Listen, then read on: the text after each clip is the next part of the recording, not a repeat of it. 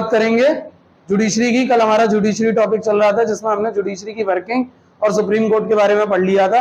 आज हम high court की बात करेंगे। तो सबसे पहला पॉइंट हमारा बात करता है can hear appeals from lower courts, यानी कि लोअर कोर्ट से आने वाली अपील्स को कौन सुनेगा? हाई कोर्ट सुनेगा।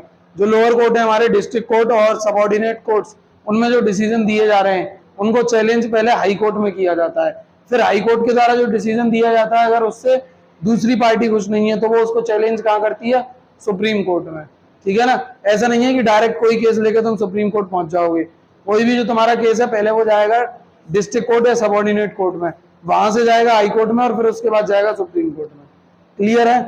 तो ये पहला पॉइंट है can hear appeals from lower courts. Lower court से आने वाली जो अपील्स है उनको सुनता है हाई कोर्ट। दूसरा है can issue Ritz for restoring the fundamental rights, यानी फंडामेंटल राइट्स का वायलेशन होने पर उनको रीस्टोर करने के लिए जो हमारा हाई कोर्ट है वो रिट्स जारी कर सकता है, रिट्स इशू कर सकता है आर्टिकल 226 के अकॉर्डिंग। सेम काम सुप्रीम कोर्ट भी कर सकता है। किस आर्टिकल के अकॉर्डिंग? फंडामेंटल राइट्स का वायलेशन होने पर ही एक फंडामेंटल राइट मिलता है जो हमें सुप्रीम कोर्ट जाने की बात करता है।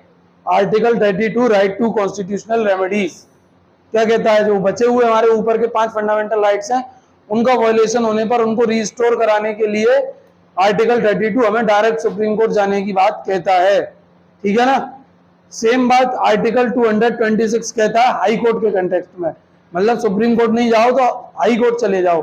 आप हाई कोर्ट भी जा सकते हो डायरेक्ट अपने फंडामेंटल राइट्स को रिस्टोर कराने के लिए। उस केस में जो है हाई कोर्ट वो रिट्स इशू करता है। 5 तरीके की रिट्स होती हैं, वो तुम्हारे लिए अभी इंपॉर्टेंट नहीं है, बाद में हम बता देंगे कौन सी नेम उनके बता देंगे तुम्हें कौन से होते हैं। बस नेम लर्न कर लोगे तो काम हो जाएगा। बाकी तो वैसे तुम्हारा क्वेश्चन आएगा ही नहीं रिट्स से। ठीक है ना। अब आगे आ जाओ थर्ड पॉइंट पर। Can deal with cases with in the jurisdiction of the state, यानी जिस स्टेट का हाई कोर्ट है उसी स्टेट के अंदर होने वाले केसेस पर ही वो ज्यूरिसडिक्शन दे सकता है। यानी कि इलाहाबाद हाई कोर्ट है तो इलाहाबाद हाई कोर्ट का ज्यूरिसडिक्शन क्या है? उत्तर प्रदेश। पूरा उत्तर प्रदेश के अंदर आने वाला कोई भी केस है उसकी सुनवाई कर सकता है केवल इलाहाबाद हाई कोर्ट। ठीक है ना। किसी और जगह के हाई कोर्ट की वो सुनवाई, किसी और जगह के केस की सुनवाई वो तब तक नहीं करेगा जब तक उसे सुप्रीम कोर्ट ऐसा करने के लिए नहीं कहेगा। क्योंकि मैंने तुम्हें सुप्रीम कोर्ट में बताया था कि सुप्रीम कोर्ट किसी भी केस को एक हाई कोर्ट से दूसरे हाई कोर्ट में ट्रांसफर कर सकता है। बताया था कि नहीं? वो किसी भी केस को एक हाई कोर्ट से दूसरे हाई कोर्ट में ट्रांसफर कर सकता है। अगर कोई ट्रांसफर करा हुआ केस आया है तो उस पर वो ज्यूरिसडिक्शन कर सकता है, लेकिन अगर नहीं आया है तो केवल अपना जो स्टेट है उसके अंदर होने वाले केसेस पर ही वो ज्यूरिसडिक्शन दे सकता है। क्लियर है इतनी बात? लास्ट पॉइंट जो है उसका वो कहता है excise superintendence and control over courts below it, यानी हाई कोर्ट्स के नीचे आने वाले कोर्ट्स पर वो पूरा अपना डोमिनेंस रखता है और उनको कंट्रोल करता है। ठीक है ना। किस तरीके से? कि डिस्ट्रिक्ट कोर्ट के द्वारा जो फैसले दिए जाते हैं लोअर कोर्ट्स के, उनको हाई कोर्ट में चैलेंज किया जा सकता है और हाई कोर्ट उन फैसलों को बदल सकता है। दूसरी बात, जैसे सुप्रीम कोर्ट की पावर होती है कि वो किसी भी केस को अपने पास ट्रांसफर करा सकता है, मूव करा सकता है, सेम पावर हाई कोर्ट की होती है कि वो पूरे उस स्टेट के अंदर, जिस स्टेट का वो हाई कोर्ट है, किसी भी डिस्ट्रिक्ट कोर्ट या सबऑर्डिनेट कोर्ट में चलने वाले केस को डायरेक्ट अपने पास मूव करा सकता है जरूरत पड़ने पर, अगर उसे लगता है कि इसकी इंपोर्टेंस ज्यादा है तो। क्लियर है? अब आ जाओ डिस्ट्रिक्ट कोर्ट। हाई कोर्ट से नीचे होते हैं डिस्ट्रिक्ट कोर्ट्स।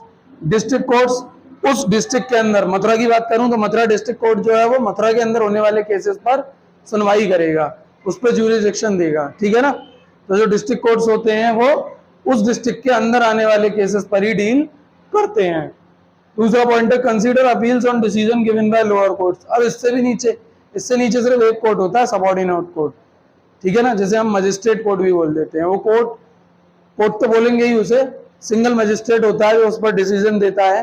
ठीक है ना। शुरुआती सुनवाई जो होती है वो वहीं होती है, शुरुआती। जैसे किसी पर्सन को किसी भी क्राइम के लिए, किसी भी चार्ज में जब अरेस्ट किया जाता है तो उसके बाद सबसे पहले उसे जो मजिस्ट्रेट के सामने पेश किया जाता है वो सबऑर्डिनेट कोर्ट कहलाता है, जो इससे नीचे होते हैं।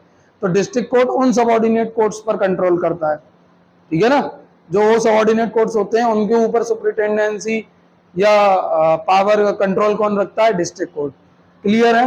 कंसीडर अपील्स ऑन डिसीजन, हाँ यही पॉइंट मैंने तुम्हें बताया। Decides cases involving serious criminal offence, जो भी केस डिस्ट्रिक्ट कोर्ट के पास आएगा वो उसमें ये डिसाइड करेगा मतलब डिस्ट्रिक्ट कोर्ट की ये पावर होती है, सबऑर्डिनेट कोर्ट ये डिसाइड नहीं कर सकता। डिस्ट्रिक्ट कोर्ट की ये पावर होती है कि वो डिसाइड करे कि जो केस उसके पास आया है वो क्या सीरियस क्रिमिनल ऑफेंस का है या नहीं।